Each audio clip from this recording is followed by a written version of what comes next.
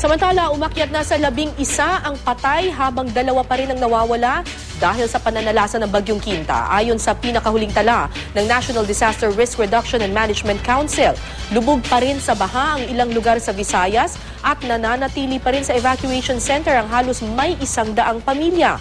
May news to go si Mark Zambrano.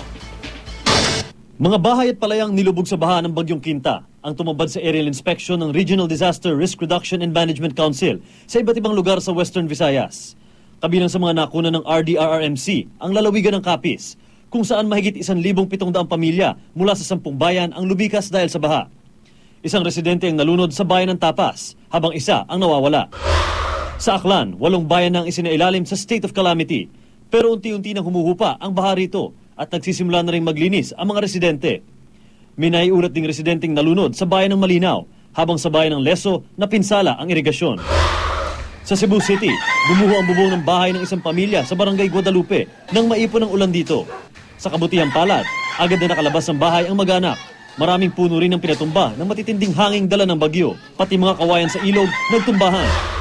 Ang Bicol Region, di man direktang tinamaan ng Bagyong Quinta, ay inulan pa rin. Binaha ang Legazpi City at 4 pang bayan sa Albay. Sa bayan nga ng Pulanggi at Libon, hanggang dibdib ang tubig. Nalubog din pero humupa na ang baha sa Iriga City at 2 bayan sa Camarines Sur dahil sa magdamag na pag-ulan. Pero sa Labo, Camarines Norte, kung saan binabantayan pa ang level ng mga ilog, nananatili sa evacuation center ang aabot sa 100 pamilya. Mark Zambrano, GMA News.